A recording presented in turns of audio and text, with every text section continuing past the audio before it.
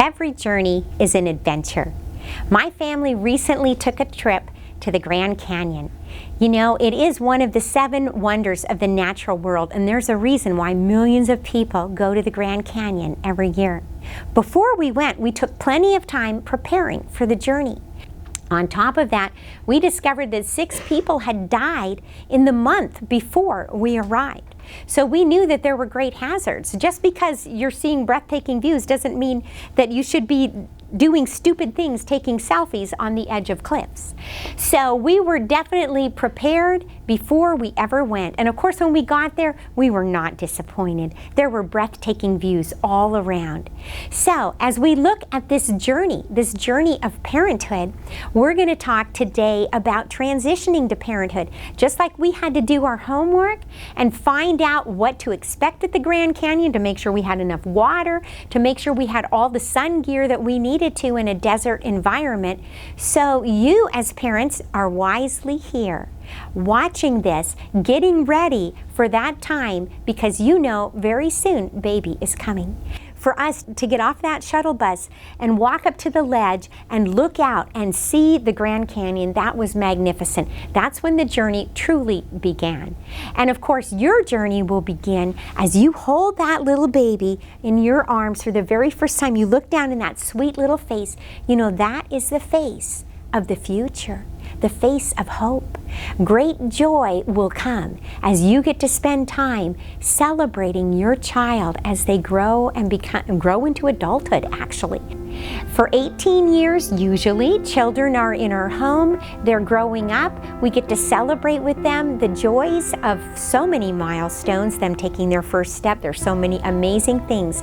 It's just sweet to hold them as you rock them and read them a story. There's all kinds of amazing things along the way that you can enjoy. Moments that will literally take your breath away. And then, somewhere around 18, when they grow up and reach adulthood, they're going to go away to college, they may move away and get a job. But your job as a parent has not ended. You will continue to be their parent as long as they live. In fact, chances are this child is going to outlive you. So this is a journey like no other, where your child will be your legacy. They will live beyond you. And so it's very important that you make the best of this time, especially as you're transitioning to what is such a crucial stage of bringing this child into the world and giving them a fresh start. There are really 4 aspects that we're going to look at today. We're going to look at you as a parent. We're going to look at your precious prize, which is of course the baby. We're going to look at your past and how that influences you moving forward as a parent. And finally, we're going to look at your support system. So these are 4 things that definitely need to be in place to empower you to be successful as you transition to parenthood. Okay, so the first one we're going to look at is you as a parent. It's very important for you to establish a peaceful lifestyle and try to eliminate stress.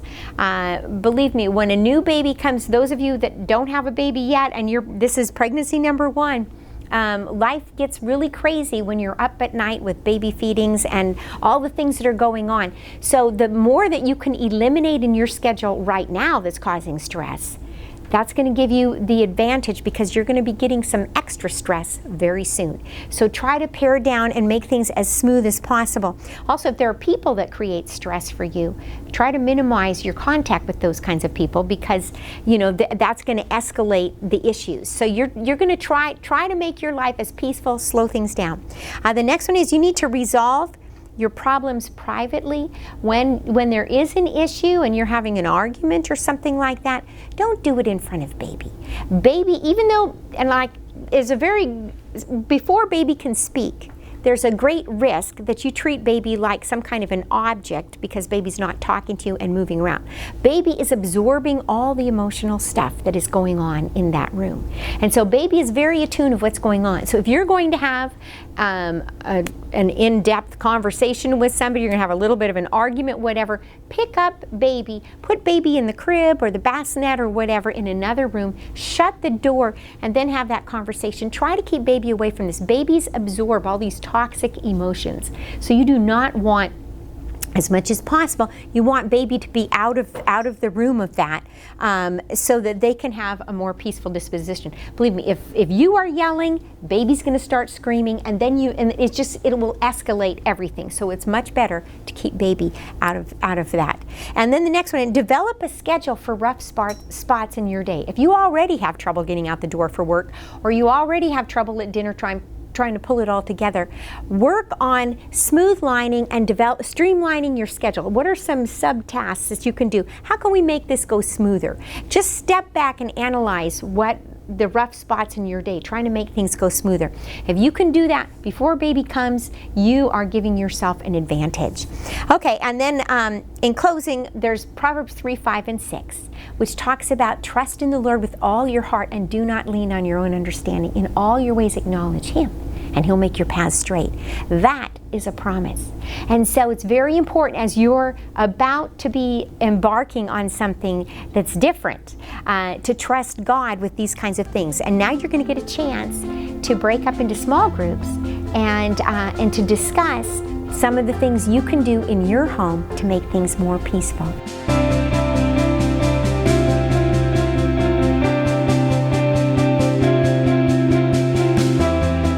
Part 2, we're going to look at your precious prize. Of course, the baby is the prize. Babies are the future. Babies bring hope. A few thousand years ago, a nation was in trouble. They were all enslaved. The entire nation were enslaved, and they were busy building the pyramids for Pharaoh, and they desperately wanted to be free. And when God saw the problem, and not only that, Pharaoh was killing the baby boys. And so when God sees that there's a time of trouble or things are going bad, what's God's solution? He sends a baby. And repeatedly, God will do that when there's a trouble. And this baby, the baby grew up to be Moses, and he was the deliverer. He liberated his nation from slavery. Obviously, he didn't do it on his own. God is the one who liberated them, but he used Moses. Babies bring hope. No matter how dark or gloomy your situation is, a new baby coming into the picture will not make things worse. Actually, that baby can bring great hope. A confident parent can develop a content baby. I have a friend, she actually ended up having 4 children, but with her first child, she felt so awkward and so unsure of exactly what's a mom supposed to do, that every time she'd hold her daughter would scream and scream and scream. And it seemed like nothing she did would get her to stop crying. And so other experienced moms would see my friend and then say, "Can I hold your baby?" And of course, my friend was happy to say, "Sure, hold my baby." And the minute these other moms would hold the baby would stop crying. And so she realized that she was stressed out about this new role as mother and like, what do I do with a baby? And she was transmitting all of that down her arm, and the baby was feeling it and all anxious. And then the next thing is there's a schedule that comes with babies. And I hadn't really thought about it until I had my first child. But when I was in the hospital, they said, okay, we're going to be bringing your baby to you every 2 hours to nurse him. And I thought, my goodness. And so pretty soon, every 2 hours, here comes baby. You know, the ladies from the nursery, they're bringing me, the nurse would bring me my baby so I could nurse him. And of course, as he got bigger and put on more weight, then eventually the doctor said, okay, now you can move to every 2.5 hours feeding schedule. Now it's 3 hours, now 3.5. Finally, you know, for me, the 4-hour feeding schedule was the gold standard, because when you finally were spacing it every 4 hours, you could actually get some things done in between. All this will be based on weight, and your doctor will tell you when you need to start, when you can start spacing it further apart. Don't just do that on your own. But then I noticed also that there was a pattern to baby care. Obviously, you feed the baby, and it started, you know, the start, it was a 2-hour schedule. So, you know, at 10 o'clock in the morning, I would feed the baby. Then I would, of course, you always burp the baby. Babies can't do that on their own. They need a little help. Then you change their diaper. And then at the end, after having a clean diaper, after having eaten, usually baby will fall asleep. And so then you put him down for a nap, and then 2 hours after you started to feed him the first time, then you pick him up and start all over again. Now I want you to know, especially when they get to the 4-hour feedings, don't say, oh, I will only change their diaper after they've been fed, okay? Your nose can tell you very quickly if it's time, okay? So I'm just telling you that that's a normal way of doing it, and that's a normal pattern. So basically you go feed, burp, change, sleep, repeat, and you just keep doing this at intervals throughout your day, but that way you kind of know what's coming next and it's more predictable. And then finally, sleep. Obviously, baby is going to be awake a lot, but baby will also be sleeping a lot. It's very important, especially if mom has been up multiple times during the night or couldn't fall back asleep after getting up. It's very important that she catches a nap during the day, okay? And so remember, just like in the airplane when they say, okay, we're experiencing turbulence, and if there's a problem in the aircraft, the cabin pressure, you know, they say those oxygen masks will drop, and they say before you help anyone around you, first put on your own oxygen mask before you help anybody else.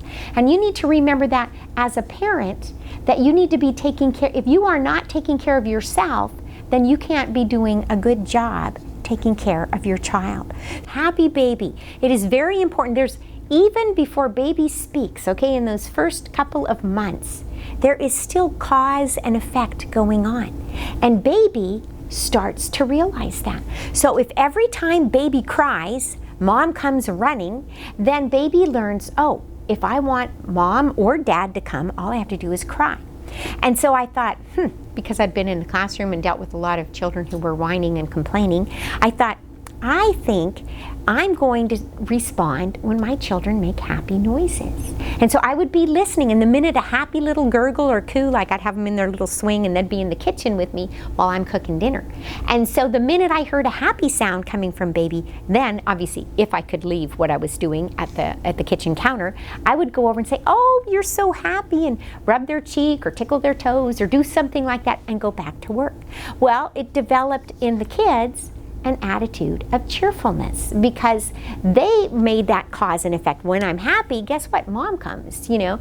And so, and of course, it served them well. When they went to the church nursery, everybody wanted to hold my babies because they were the happy baby. There could be 5. I remember one time little Caleb was in there, and there were 5 babies all screaming and crying, and there was Caleb just sitting there happy as all get out. And the nursery worker's like, we just love him because it doesn't matter who's crying around him, he refuses to cry.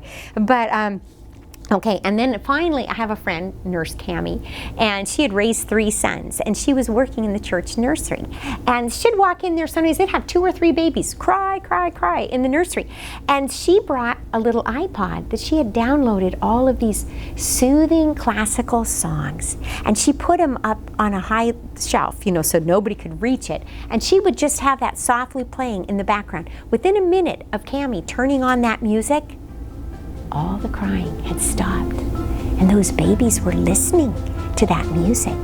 It's amazing. There's an old saying, music soothes the savage beast.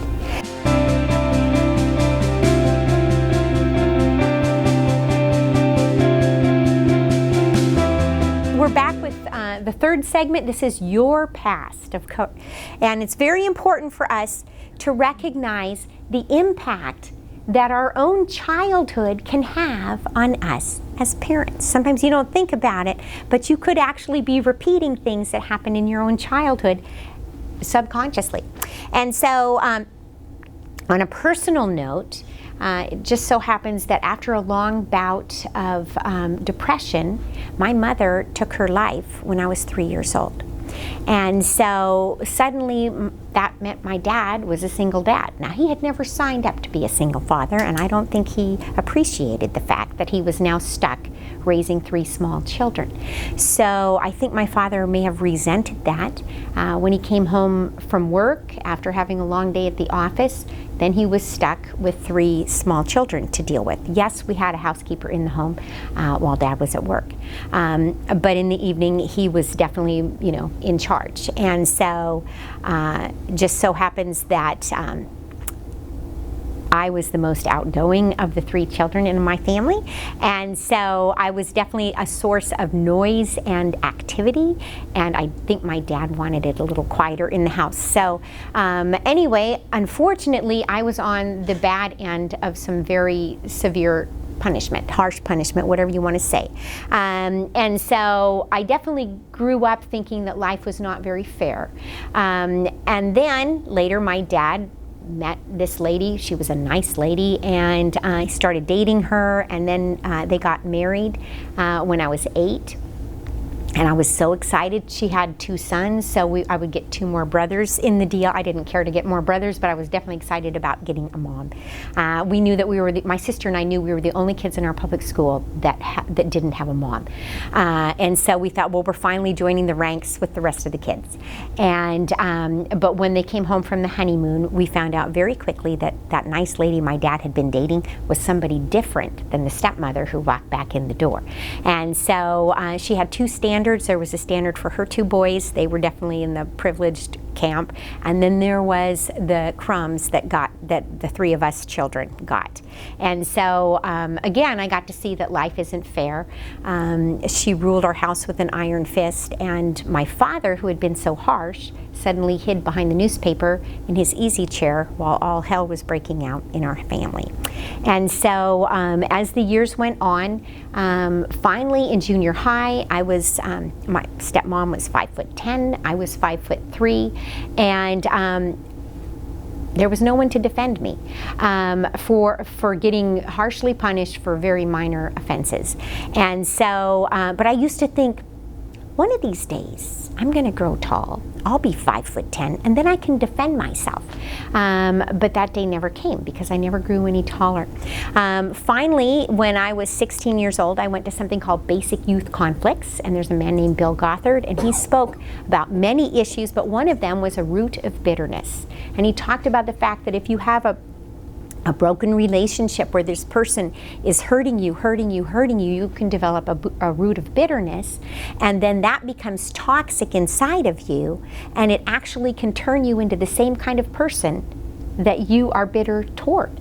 And so as I heard that, I thought, oh, that would be the worst thing in the world, is to end up turning out just like my stepmom.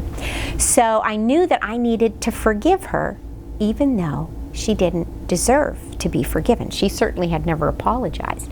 And yet I knew that I had to do that. And it's a scriptural principle. And so I definitely prayed and asked God, you know, I gave all that pain to God and said, I forgive her.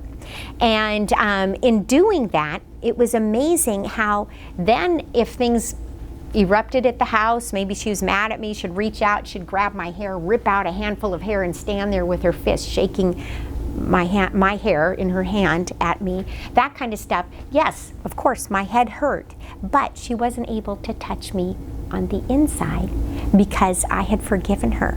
And suddenly I saw things from a different vantage point. I recognized that she was a very unhappy person, but for me, the clock was ticking. I had less than 2 years. I would graduate from high school, I would go away to college, and I would get out of that house. And so I knew in 2 years I would be free, where my stepmom would not be free. And so it gave me a whole different vantage point.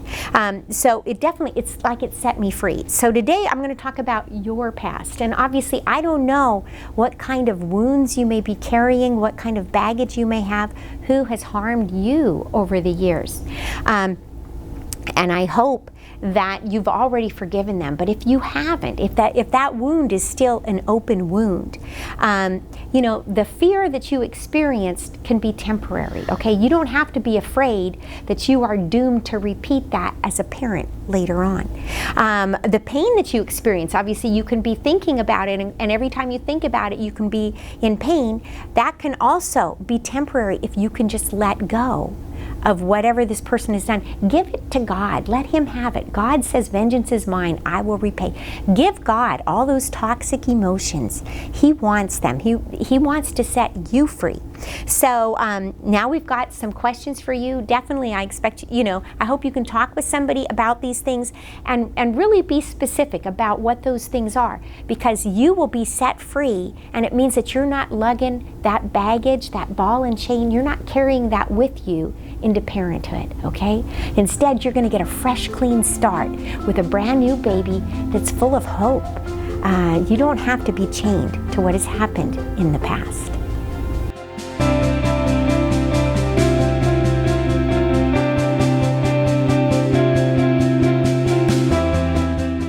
And now we're going to go to our final segment, your support system. Now, obviously, in the best case scenario, you will have your parents that will be helping out, as good grandparents. Maybe you're going to have some siblings, aunts and uncles, or grandparents that want to come alongside and help and celebrate this new life that has come. But sometimes families are far away, or things just don't work out like that. If your family is not the extended support system that you had hoped for, you may have some great neighbors. Maybe you have people from church that can be there for you, or even co-workers. Anyway, definitely it is important that you get a support system, because doing this, nobody can do it on their own, okay? You definitely need a support system, because there's a lot of demands that are made when you have a new baby. And the next point is, parenthood is a team sport. It's very important for you to recognize, obviously, God made it so that you have a father and a mother, and they produce a baby together. And yet there are definitely times, so the father is a very essential part of the equation. And yet there are times when the father doesn't want to participate in the child's life. But then God has made promises. He even calls himself a father to the fatherless. That's one of the promises that God makes in Scripture. And you need to pray about that. If there isn't a father figure in your child's life, there could very well be an uncle or a grandfather or someone else that could fill that void. Now you're gonna have some time for discussion, so that you can actually look at specific things like taking care of feeding baby, or dealing with diapers, or all the other things, giving baby a bath. It's very important that mom is not doing all of these things, okay? Just delivering milk on a 2-hour schedule is going to be all she can handle for a while there. So it's very important to have other people step in. So you get a chance now to break into small groups and discuss how you're going to divide these important tasks that are coming very soon.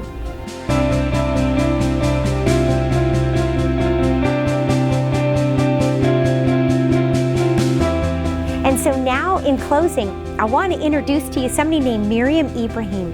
And Miriam Ibrahim used to live in Africa. Unfortunately, the culture there didn't approve of what she was doing, so she ended up receiving a conviction where she was going to be hung. But the culture there said that they needed to do a pregnancy test just to make sure she wasn't pregnant, and they discovered she was pregnant. Even she didn't know she was pregnant.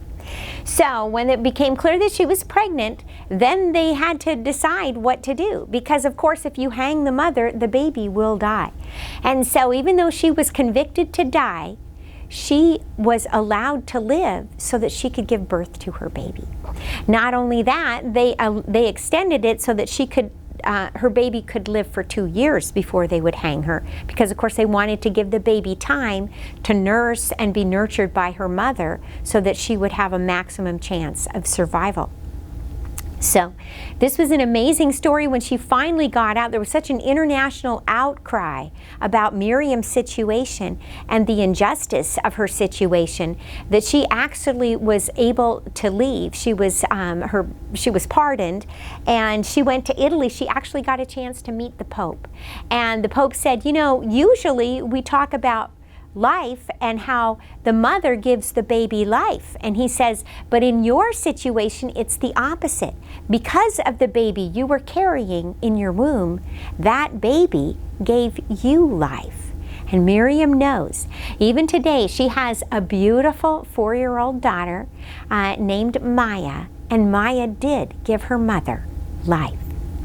Now, in conclusion, transitioning to parenthood includes persevering through pregnancy and not giving up when your support system fails, or when you struggle with your health or financial problems. With the courage that lies within, you must persevere through trials for you and your child's best future. So hang in there. We are here to help you as you transition to parenthood. It's not about you doing this alone. You are not alone, even if you feel it sometimes. Remember, your Creator is extending His arms to you, inviting you into a personal relationship with Him so that you will have the strength you need to keep going and not quit. Your mentor, your Christian mentor, can tell you more about God's unconditional love for you and His desire for a personal relationship with you.